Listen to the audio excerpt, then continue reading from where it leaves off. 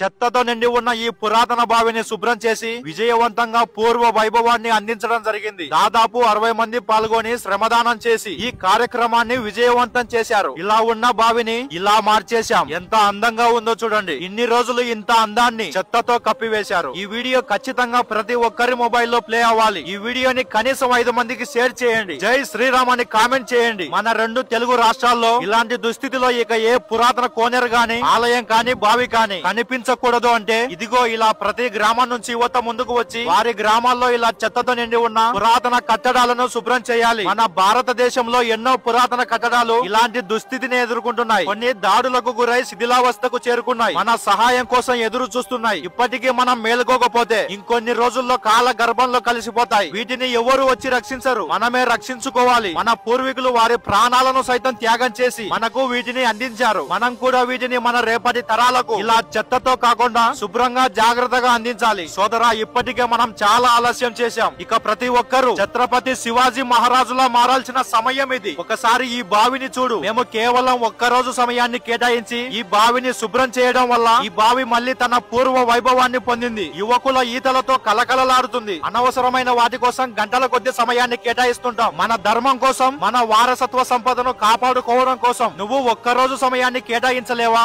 మన కళ్ళ ముందే ఇవి శిథిలం అవుతున్నా పట్టించుకోకపోతే మళ్ళీ ఇలాంటివి మనం నిర్మించాలి అనుకున్నా నిర్మించలేము. ఇప్పటికే చాలా పురాతన కట్టడాలు శిథిలావస్థకు చేరి కాల గర్భంలో కలిసిపోయాయి. కనీసం మనం ఇప్పుడైనా ముందుకు వచ్చి ఉన్న వాటిని రక్షించుకుందాం. నేను కోనేరులో బావులు శుభ్రం చేసే వీడియో పెట్టిన వెంటనే ఎంతో మంది నాకు వారి గ్రామాల్లో ఇలాంటి దుస్థితిని ఎదుర్కొంటున్న పురాతన కట్టడాలను ఫోటో తీసి పంపిస్తున్నారు. దీన్ని కూడా శుభ్రం చేయండి అని మెసేజ్ పెడుతున్నారు. మీ దగ్గర నుంచి నేను ఆశించేది అలాంటి మాట కాదు. మా గ్రామంలో కూడా ఒక పురాతన కట్టడం ఇలానే ఉంది. నేను ఒక 10 మందిని సిద్ధం చేశాను. రండి శుభ్రం చేద్దాం అనే మాట కోసం ఎదురు చూస్తున్నా. ముందు నేను ఈ బావి దగ్గరికి వచ్చినప్పుడు ఆంజనేయ స్వామి ముందర మద్యం సీసాలు దర్శనమిచ్చాయి. ఆ చెత్త అంతా తొలగించి స్వామి వారికి పూజలు చేయడం జరిగింది. అలాగే బావి చుట్టూ మలమూత్ర విసర్జనలు చేశారు. జేసీబీతో మొత్తం శుభ్రం చేపించాం. ఈ బావి ఎంట్రన్స్ లో 3 స్తంభాలు ఉండేవి. ఇక్కడ ఏవో ఉంటాయని ఆలోచించి కొందరు అత్యాశతో వీటిని విరగొట్టి ఇక్కడ గుంత తవ్వారు. ఒకటి విరిగిపోయింది. ఇంకా 2టిని యథాస్థానంలోనే పెట్టడం జరిగింది. అలాగే నీటిలో ఉన్న చెత్తను మొత్తం తీసి నీటిని శుభ్రం చేశాం. చిన్న పిల్లలు ఈ కార్యక్రమంలో ఎంతో ఉత్సాహంగా పాల్గొన్నారు. ఈ జనరేషన్ పిల్లలంతా చిన్నప్పటి నుండి చెడు అలవాట్లకు బానిసలైపోతున్నారు. భక్తికి దూరం అయిపోతున్నారు. కొందరైతే ఆలయాల వైపు కనీసం చూడటం లేదు. ఈ రోజు వాళ్ళు చెడు అలవాట్లకు బానిసలైపోతున్నా కూడా వారి తల్లిదండ్రి పట్టించుకోకపోతే రేపు వాళ్ళు మన ఆలయాలను ఎవరైనా నాశనం చేస్తుంటే పట్టించుకోకపోగా వాళ్ళే మన ఆలయాలను నాశనం చేసే వరకు వస్తుంది పరిస్థితి. దయచేసి పిల్లలను రోజు 1 గంట ఆలయాలకు తీసుకువెళ్ళండి. వాళ్లకు మన సంస్కృతి సాంప్రదాయాల గురించి తెలియచేయండి. వాళ్ళని ఒక భక్త ప్రహ్లాద మాదిరి తయారు చేయండి. మొత్తానికి మేమంతా కలిసి ఈ బావికి పూర్వ వైభవాన్ని అందించాం. ఇప్పుడు ఇక నీ వంతు. మీ గ్రామంలో ఇలాంటి దుస్థితిలో ఉన్న ఒక పురాతన కట్టడం నీ కోసం ఎదురు చూస్తుంది. ఆ కట్టడం శిథిలమై పోకముందే వెళ్లి పూర్వ వైభవాన్ని అందించు. ఈ బావిని శుభ్రం చేద్దాం రండి అని పిలుస్తానే పెద్ద ఎత్తున కదిలి వచ్చారు ఈ ఇటికేల గ్రామస్తులు మరియు చుట్టుపక్కల గ్రామాల వాళ్ళు. ఇక్కడ శుభ్రం చేయడానికి వచ్చిన ప్రతి ఒక్కరికి ఈ అన్న వాళ్ళు భోజనాలు ఏర్పాటు చేశారు మరియు జేసీబీతో ఈ ప్రదేశం అంతా శుభ్రం చేయించారు. ప్రతి ఒక్కరికి హృదయపూర్వక ధన్యవాదాలు తెలుపుకుంటున్నా.